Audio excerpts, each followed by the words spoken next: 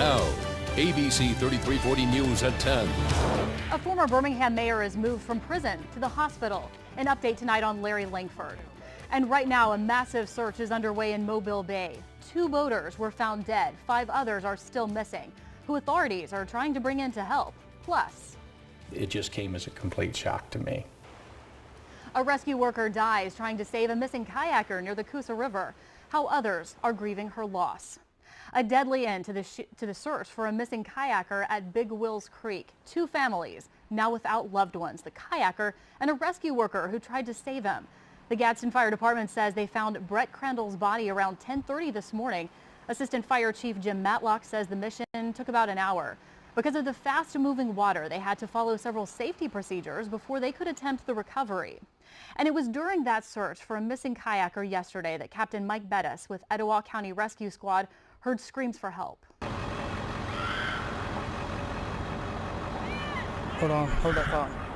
A rescue boat capsized, sending rescue workers into the creek and then to the hospital. One of those rescue workers, 46-year-old Vicki Ryan, died.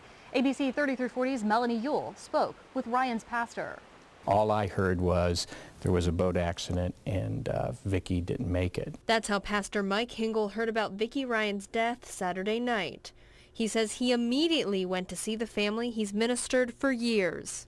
When I sat down with Houston, I looked at him and I could tell he was in shock. Houston is Vicki's husband. Pastor Hingle says he was in the boat with his wife Saturday. He was taken to the hospital and he had a cut on his head and bruises on his side. Now Houston is grieving the loss of his wife with their son Brazen. I had just heard that the last thing that she heard from Brazen was, "Mom, don't get killed when you go out on this." The worst thing possible became a reality for Vicki's family, friends, and church community. This is a face or a name that you probably don't know, but she has affected thousands and thousands of people in the Gadsden area. Pastor Hingle says Vicki was always helping others. She is the most giving person I have ever seen in my life.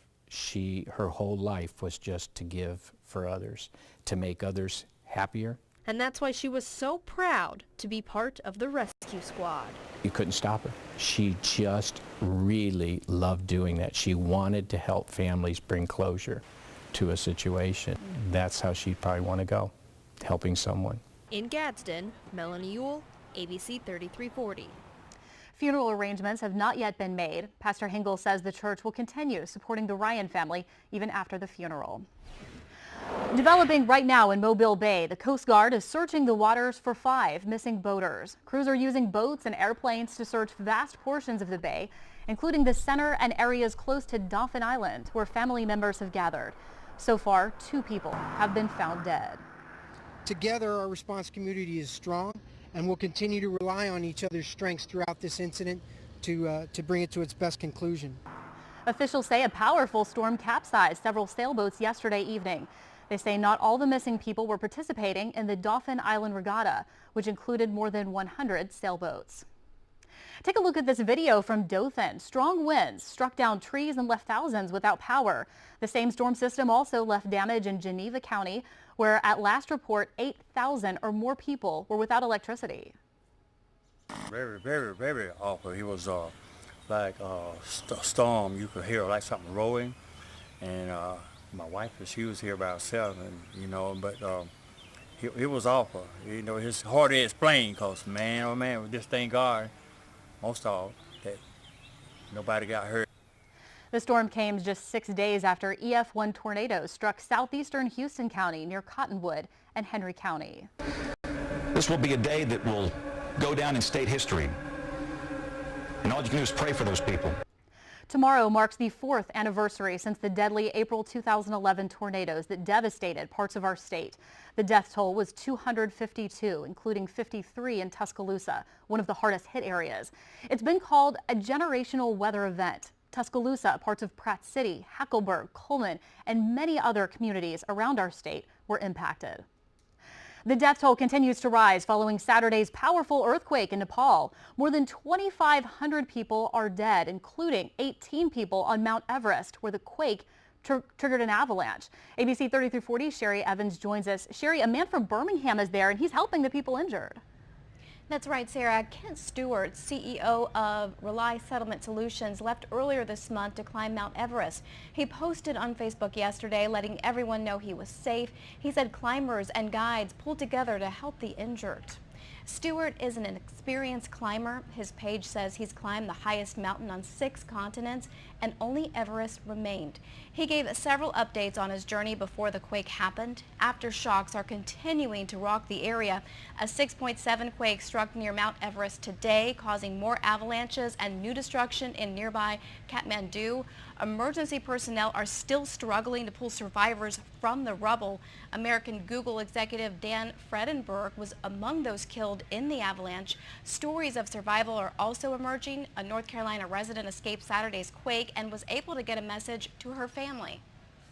It's just good to see that she's alive after something so big. And I saw the water tank falling, the building falling, and then people were just lots of noise. Aid agencies are worried about survivors left without shelter and running water. They say quick reaction is necessary to save lives.